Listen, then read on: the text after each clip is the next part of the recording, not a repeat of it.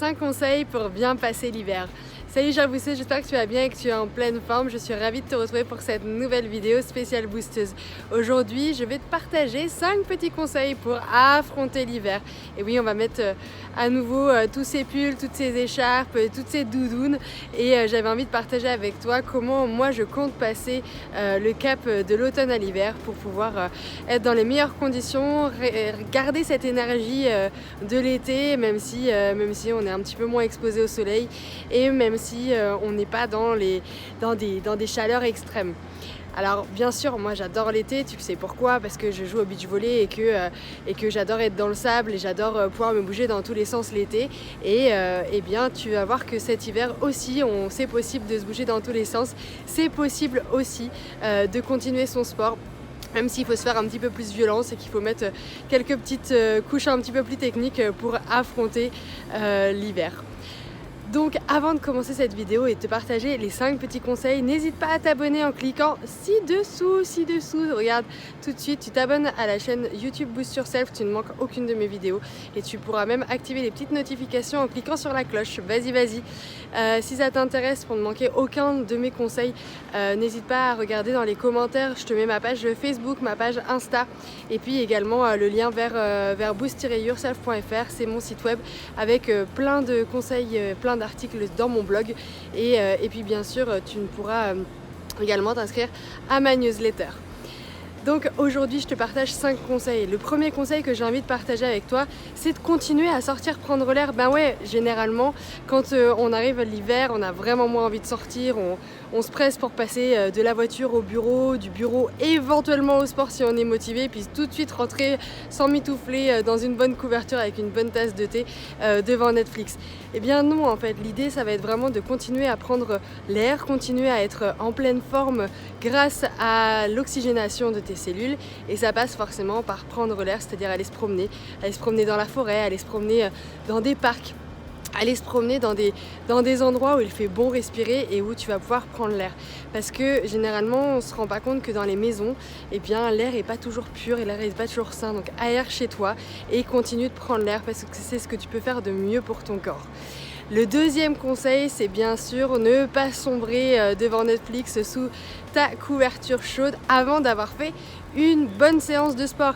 Et oui, forcément, encore une fois, je parle d'oxygénation, mais je parle aussi de renouvellement des cellules et de prendre soin de ton corps. Si tu prends soin de ton corps, tu vas avoir plus d'énergie, tu vas être plus motivé et donc du coup, tu vas avoir un bon cercle vertueux pour passer cet hiver.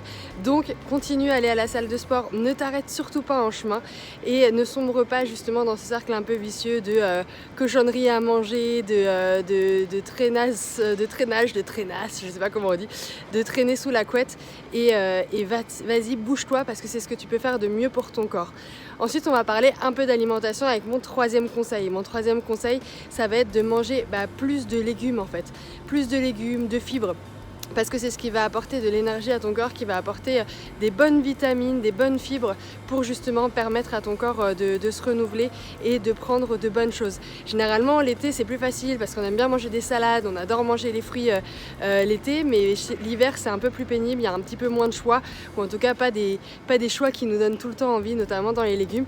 Alors mange absolument des légumes, c'est le plus important parce que c'est ce qui va te permettre de tenir. Mange des fibres, mange quelques fruits aussi, des bananes, des clémentines, des oranges, des pommes, voilà, tous ces fruits que tu vas trouver dans les magasins, même si les bananes c'est pas forcément la saison, on en trouve quand même en grande quantité chez nous, donc voilà, ce sont des bonnes fibres, des bonnes choses pour ton corps. Voilà pour le troisième conseil. Le quatrième conseil maintenant, ça va être de dormir plus. Et oui, on est plus fatigué parce qu'on a moins de soleil. Donc l'objectif, ça va être de dormir plus, de prendre soin de son sommeil, d'aller se coucher un petit peu plus tôt. Surtout quand on va changer d'heure, on va être plus enclin à dormir plus longtemps, donc c'est le moment de prendre un petit cap, de passer un cap et de prendre soin de son sommeil. Généralement c'est la première chose qu'on rogne quand on est un peu quand on est un peu à cran, quand on manque un peu d'énergie, on a l'impression de ne pas réussir à bien dormir. Et bien après une bonne séance de sport, je te garantis que tu vas réussir à bien dormir.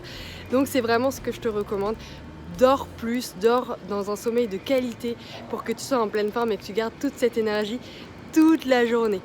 Et puis, bien sûr, le cinquième dernier conseil, ça va être de t'étirer régulièrement. Pourquoi je te dis ça?